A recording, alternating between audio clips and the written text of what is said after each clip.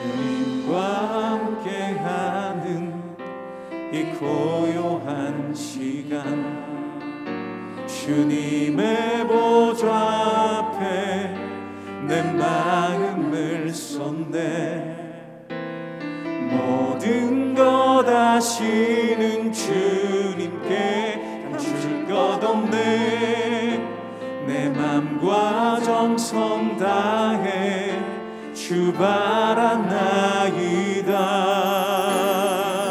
주님과 함께하는 이 고요한 시간, 주님의 보좌 앞에 내 마음을 쏟네. 모든 것 아시는 주님께 감출 것 없네. 내 맘과 정성 다해 주 바라나이다. 온 맘 다해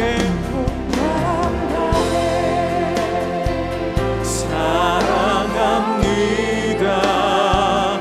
온 맘 다해 주 알기 원하네. 내 모든 삶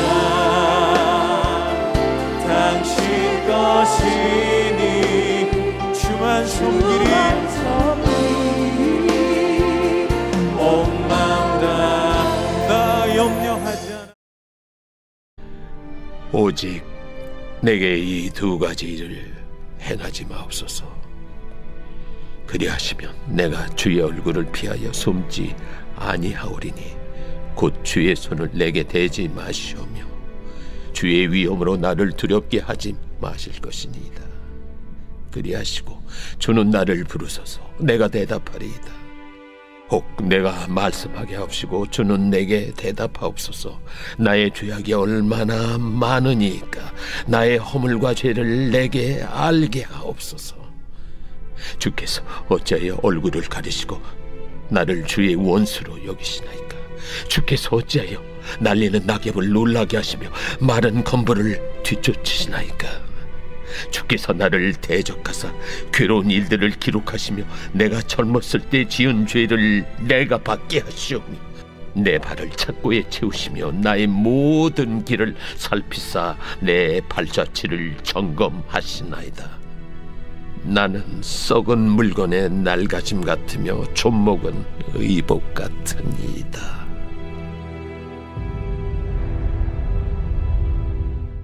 제14장. 여인에게서 태어난 사람은 생애가 짧고 걱정이 가득하며 그는 꽃과 같이 자라나서 시들며 그림자같이 지나가며 머물지 아니하거늘 이와 같은 자를 주께서 눈여겨보시나이까. 나를 주 앞으로 이끌어서 재판하시나이까. 누가 깨끗한 것을 더러운 것 가운데서 낼 수 있으리까. 하나도 없나이다. 그의 날을 정하셨고 그의 달수도 주께 있으므로 그의 규례를 정하여 넘어가지 못하게 하셨사온즉 그에게서 눈을 돌이켜 그가 품꿈같이 그의 날을 마칠 때까지 그를 홀로 있게 하옵소서. 나무는 희망이 있나니 찍힐지라도 다시 움이 나서 연한 가지가 끊이지 아니하며 그 뿌리가 땅에서 늙고 줄기가 흙에서 죽을지라도 물 기운에 움이 돋고 가지가 뻗어서 새로 심은 것과 같거니와 장정이라도 죽으면 소멸되나니 인생이 숨을 거두면 그가 어디 있느냐. 물이 바다에서 줄어들고 강물이 잦아서 마름같이 사람이 누우면 다시 일어나지 못하고 하늘이 없어지기까지 눈을 뜨지 못하며 잠을 깨지 못하느니라. 주는 나를 수월에 감추시며 주의 진노를 돌이키실 때까지 나를 숨기시고 나를 위하여 규례를 정하시고 나를 기억하옵소서. 장정이라도 죽으면 어찌 다시 살리이까. 나는 나의 모든 고난의 날 동안을 참으면서 풀려나기를 기다리겠나이다. 주께서는 나를 부르시겠고 나는 대답하겠나이다. 주께서는 주의 손으로 지으신 것을 기다리시겠나이다. 그러하온데 이제 주께서 나의 걸음을 세시오니 나의 죄를 감찰하지 아니하시나이까. 주는 내 허물을 주머니에 봉하시고 내 죄악을 싸매시나이다.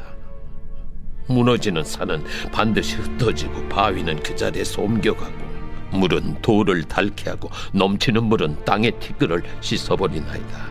이와 같이 주께서는 사람의 희망을 끊으시나이다. 주께서 사람을 영원히 이기셔서 떠나게 하시며 그의 얼굴빛을 변하게 하시고 쫓아보내시오니 그의 아들들이 존귀하게 되어도 그가 알지 못하며 그들이 비천하게 되어도 그가 깨닫지 못하나이다. 다만 그의 살이 아프고 그의 영혼이 애곡할 뿐이니이다.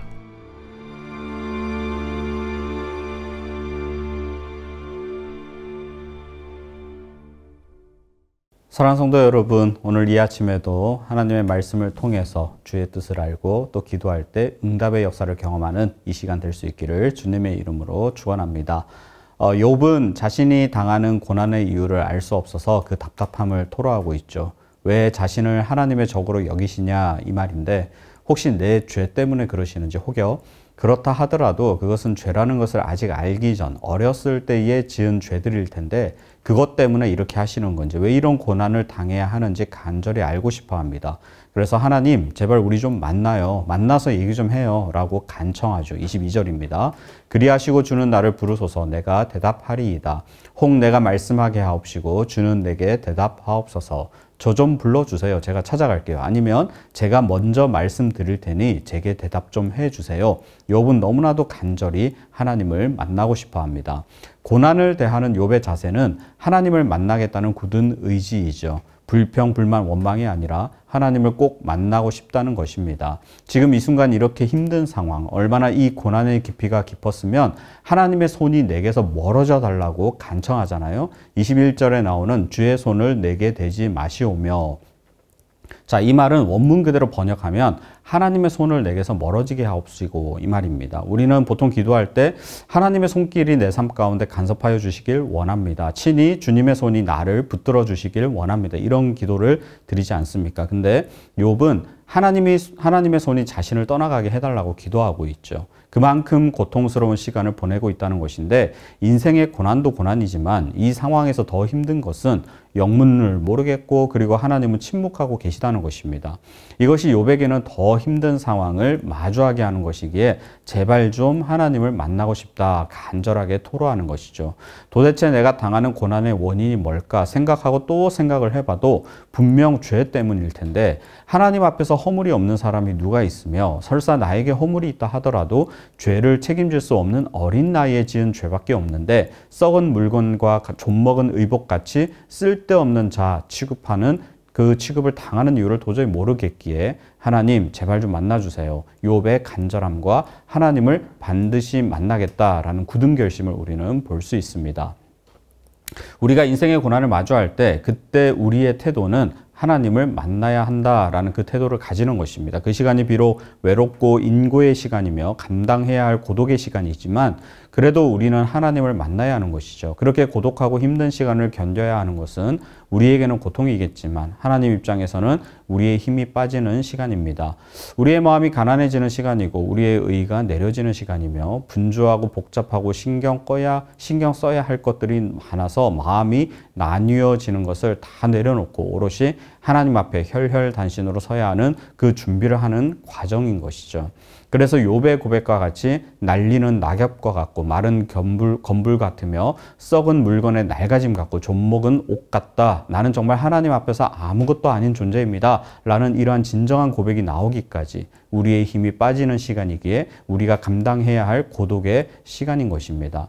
우리의 힘이 빠지고 우리의 마음이 가난해지며 나 자신이 정말 하나님 앞에서 아무것도 아닌 존재임을 전인격적으로 인정하며 고백하는 그 지점이 바로 하나님의 위엄과 통치 그리고 역사가 임하는 시간이 되겠죠. 욥은 오늘 본문에서 자신이 이러한 고통을 당하는 원인을 알려달라고, 만약에 그렇지 않으면 차라리 저를 데려가 달라고 탄원합니다. 여기서 우리가 두 가지를 한번 생각해 봐야 하는데, 첫 번째로 생각해야 할 것은 욥은 하나님의 절대 주권을 인정하는 사람이다라는 것이죠. 오늘 본문에서 욥은 하나님의 크심, 창조주로서의 위대하심과 피조물에 불과한 인간의 작음을 대비시키고 있습니다. 21절에서도 주의 위엄으로 나를 두렵게 하지 마시다라는 이 요청도 보면 하나님은 크시고 연약하여 나는 연약하여 두려워할 수밖에 없는 존재다, 이렇게 고백하는 것이죠. 또 25절에 보시면 주께서 어찌하여 날리는 낙엽을 놀라게 하시며, 그러고 있습니다. 우리가 길 가다 보면 낙엽은 사실 하찮지 않습니까? 그 낙엽이 우리에게 어떤 위협도 되지는 않습니다. 우리가 하나님 앞에서는 그런 존재에 불과한데 굳이 이렇게까지 하실 이유가 있느냐. 또 14장 1절도 보면 사람은 생애가 짧고 걱정이 가득해서 꽃과 같고 시들기도 하고 그림자 같기도 한데 이와 같은 저를 왜 눈여겨 보시냐, 이 말입니다. 이처럼 욥은 하나님의 전능하심, 위대하심, 크심을 전제로 하고 인간은 그에 비하면 너무 미천하다, 이 고백을 하면서 자신을 끊임없이 낮추고 있어요. 그러면서 하나님의 절대 주권을 인정하죠. 그리고 인간의 생각으로는 도저히 이해할 수 없지만 내가 생각하기에는 이유 없는 고난이라고 생각되지만 이 역시도 하나님이 행하시고자 하면 그렇게 되는 것이니 그것 또한 인정하겠다라는 것이죠. 마치 사도 바울이 고백했던 것처럼 하나님이 야곱은 사랑하였으나 에서는 미워했는데 이에 대해서 우리가 무슨 말을 하리요? 하나님께 불의가 있을 수 있느냐 그랬잖아요. 욥도 같은 맥락입니다. 한낱 피조물에 불과한 인간이 전지전능하신 하나님의 모든 뜻을 알 수는 없기에 인정하겠다라는 고백과 낮아짐, 이것이 욥의 태도였습니다. 두 번째로 우리가 생각해 봐야 하는 것은 욥은 자신이 당하는 고난이 선악의 결과물이 아니다, 이렇게 여기고 있습니다. 즉 어떤 인과응보의 원리로 지금의 상황을 보고 있는 것은 아닙니다. 꽃이 피고 시들고 할 때 꽃이 뭐 어떤 선한 일을 해서 피고 악한 일을 해서 지는 게 아니죠. 그림자가 생겼다가 없어지는 것도 그림자 자체가 선한 일을 해서 생기거나 악한 일을 해서 사라지는 것이 아닙니다. 선악의 결과물이 아니고 꽃이 피고 지는 것, 이 모든 것은 그저 하나님의 주권적 역사의 결과일 뿐이죠. 설사 인과응보의 개념을 들이댄다 하더라도 할 말은 없죠. 하나님 앞에서 깨끗한 자, 정결한 자는 아무도 없기 때문에 그것을 욥은 인정하고 있습니다. 14장 4절 보시면 누가 깨끗한 것을 더러운 것 가운데서 낼 수 있으리까 하나도 없나이다.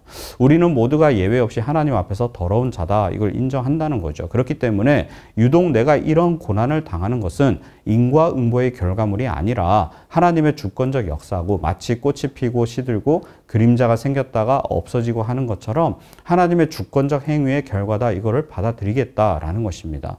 그렇기 때문에 욥 자신이 이런 고난을 당하는 것은 하나님으로부터 왔으니 지금 이 순간 정말 고통스러운 이 순간에도 나의 유일한 소망이 되시는 분은 하나님이시기에 지금 제발 좀 만나달라, 이유를 알려달라, 해결해달라, 아니면 차라리 나를 죽여달라, 이렇게 탄원하는 것이죠. 7절에 보시면 하다못해 나무도 희망이 있잖아요. 찍힐지라도 다시 움이 나서 연한 가지가 계속해서 나지 않습니까? 그 뿌리가 늙어서 죽을지라도 물 기운에 움이 돋고 가지가 새로 뻗어 새로 심은 나무 같아지지 않아요? 저는 나무만도 못한 존재입니까? 13절 끝에 보시면 제발 나를 기억하옵소서, 사정 좀 봐주시고 살려주십시오. 또 19절 끝에 보면 저에게도 희망을 끊어버리지 마시고 희망을 좀 주세요. 이런 고백을 쉼없이 하고 있는 것입니다. 하나님의 진노가 가라앉을 때까지 자신을 스올에 잠시 감춰달라고, 스올이 무덤, 지옥, 뭐 이런 뉘앙스를 가진 단어잖아요. 차라리 스올이 낫겠습니다. 고난의 풍파가 지나갈 때까지 거기 숨어 있겠습니다. 정말 절망적인 고백까지 하며 하나님을 향해 탄원하는 욥입니다. 결국 욥이 판단하기에 붙들어야 할 희망은 고난을 허락하신 하나님 한 분뿐임을 확신하고 모든 시선을, 모든 마음을, 그의 전인격을 하나님께로 맞춰놓고 있는 것이죠. 사실 욥의 행동은 어찌 보면 비상식적입니다. 왜냐하면 이 자체가 딜레마죠. 내가 지금 당하는 이유를, 고난당하는 이유를 도저히 알 수 없는 이 고난은 하나님께로부터 왔음을 직시하고 인정하고 있습니다. 그렇다면 나에게 어려움을 제공한 상대는 나의 희망, 나의 소망이 될 수 없죠. 다른 방법으로 해결점을 찾으려 할 것입니다. 그러나 욥은 마치 주시니도 여호와시요 거두시니도 여호와시다라는 고백과 같이 이 고난을 허락하신 분도 하나님이시지만 이 절망 가운데서 건져내실 분은 하나님뿐이다라는 그 사실을 굳게 붙들고 있는 것입니다. 심지어 욥은 이 고난이 자신이 이 땅의 가운데 있는 동안 결코 해결될 수 없다 하더라도 그 또한 하나님이 자신에게 베푸신 은혜다. 그 중심은 흔들리지 않고 굳게 붙잡고 있습니다. 아까 스오레까지 내려가더라도 이 고난에서 벗어나고 싶다라고 고백을 했고, 또 14장 15절을 보시면 주께서는 나를 부르시겠고 나는 대답하겠나이다 이렇게 이야기하는데, 표면적으로는 하나님과의 직접 대면을 요청하는 말이지만 그 실제 내용은 죽어서 하나님께로 이제 그만 가고 싶다라는 그 마음을 담아내고 있습니다. 이 고통을 끝내는 길은 죽음뿐이라는 그 절망감을 표현함과 동시에 이 고난의 끝자락이 곧 하나님 곁에 있는 것이라면 그렇게라도 이 시간을 이제 그만 끝내고 싶다는 간절함을 나타내 보임과 동시에 끝까지 하나님을 향한 희망, 그 소망을 잃어버리지 않고 굳게 붙잡는 모습입니다. 결국 하나님은 고난을 통해 우리 자신을 하나님 앞에서 객관적으로 볼 수 있는 그 시간을 허락하세요. 이 과정이 비록 힘들고 고통스럽지만 나에 대한 더 깊은 이해와 지식을 가져다 줌과 동시에 하나님을 아는 지식을 풍성하게 채워주시는 것입니다. 그러면서 고난 중에서도 순전함을 잃어버리지 않고 하나님을 바라보며 끝까지 인내함으로 우리의 믿음을 하나님 앞에 기꺼이 드릴 수 있는 것이죠. 믿음이 곧 인내라 그랬습니다. 인내하는 자는 믿는 무언가가 있기 때문에 인내하겠죠. 그리고 또 인내하는 것입니다. 그 자리에서 하나님은 우리를 만나주시고 알려주시고 아픔을 치료하여 주시며 다시금 회복시키시는 은혜가 있고, 이것이 바로 우리가 부흥 이렇게 이야기하는 것이죠. 고난 중에서도 오직 하나님만을 바라보며 끝까지 인내함으로 하나님을 향한 믿음, 흔들리지 않는 복된 인생, 진정한 승리자의 삶을 살아가는 우리가 될 수 있기를 주님의 이름으로 축원합니다. 이 시간 말씀을 생각하시면서 기도 제목을 함께 읽고 기도의 자리로 나아가시겠습니다. 날마다 하나님의 주권과 통치를 인정하며 하나님을 경외하는 삶을 살게 하소서. 고난 중에도 오직 하나님만 바라보며 모든 상황이 역전되는 회복의 역사를 누리게 하소서. 어떤 시험과 환난, 고난 중에서도 끝까지 인내하며 견디는 믿음을 우리에게 주소서. 다 같이 기도하시겠습니다.